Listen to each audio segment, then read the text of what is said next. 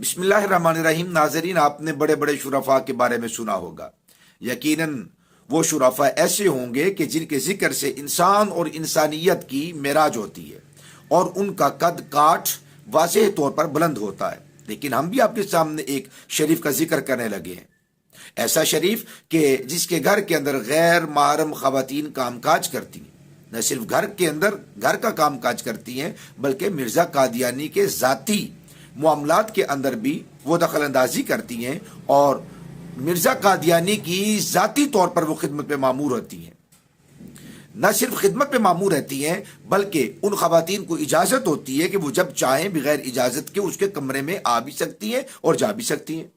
نہ صرف ان کا آنا جانا لگا رہتا ہے بلکہ وہ خواتین اس کی موجودگی میں اس کے کمرے کے اندر اپنا لباس بھی اتار دیتی ہیں، اپنے کپڑے بھی اتار دیتی ہیں اور اس کی موجودگی میں برہنہ بھی ہو جاتی ہیں، اور اس کی موجودگی میں اسی کمرے کے اندر وہ غسل بھی کرتی ہیں، نہاتی بھی ہیں۔ نہ تو وہ شریف وہاں سے اٹھ کر جاتا ہے، نہ کھسکتا ہے، نہ سرکتا ہے، بلکہ اسی کمرے میں موجود رہتا ہے۔ تو جی جناب، ایک ایسا شریف موجود ہے، اتنی ساری کارستانیاں کرنے کے باوجود وہ پھر بھی شریف رہتا ہے اور لوگ اس کو اپنا پیشوا، مقتدا اور امام تسلیم کرتے ہیں۔ نہ صرف اپنا پیشوا، مقتدا، امام بلکہ اپنا نبی بھی معاذ اللہ تسلیم کرتے۔ ایسا گھٹیا مزاج والا آدمی کیسے نبی ہو سکتا ہے؟ بلکہ وہ تو انسان کہلانے کا بھی حقدار نہیں ہے۔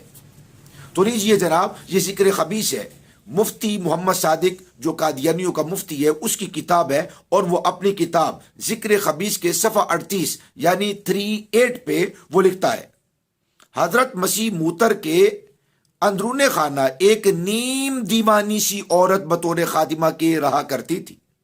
ایک دفعہ اس نے کیا حرکت کی کہ جس کمرے میں حضرت صاحب بیٹھ کر لکھنے پڑھنے کا کام کرتے تھے، وہاں ایک کونے میں کھرا تھا جس کے پاس پانی کے گھڑے رکھے تھے۔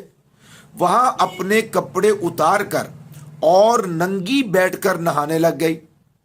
حضرت صاحب اپنے کام میں، تحریر میں مصروف رہے، ادھر ادھر نہیں ہوئے، وہاں سے اٹھ کر نہیں گئے، کھسکے نہیں ہیں، اور اس کو منع بھی نہیں کیا، روکا بھی نہیں ہے، اور کچھ خیال نہ کیا کہ وہ کیا کرتی ہے۔ جب وہ نہا چکی تو ایک خادمہ اتفاقاً آ نکلی۔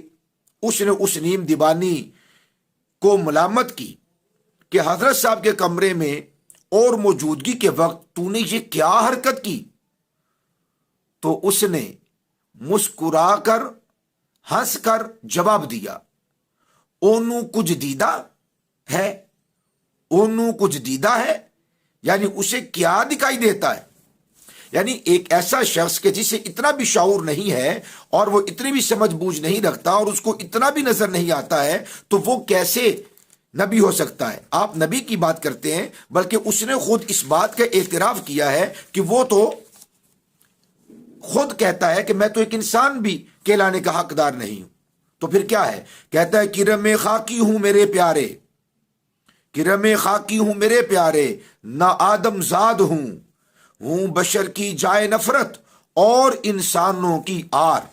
تو جو شخص انسان اپنے آپ کو نہیں سمجھتا بلکہ وہ انسانوں کی جائے نفرت خود کو سمجھتا ہے اور باعث ننگو آر سمجھتا ہے، وہ ایک آدمی نبی تو کیا، جو اپنے آپ کو انسان نہیں سمجھتا، کیڑا سمجھتا ہے اور جائے نفرت سمجھتا ہے، تو اسے اپنا رہنما اور پیشوا کیسے بنایا جا سکتا ہے؟ نبی ایسے نہیں ہوتے، نبی بڑی عظمتوں والے اور باکمال ہوتے ہیں۔ ہمارے آقا مولا صلی اللہ علیہ وآلہ وسلم اور دیگر جتنے بھی انبیاء کرام علیہ الصلوۃ والسلام اللہ نے مبعوث کیے، ان کا بڑے بڑے اوصاف میں ایک بہت بڑا وصف شرم و حیا ہوتا تھا۔ اللہ تعالی ہمیں بھی شرم و حیا نصیب فرمائے۔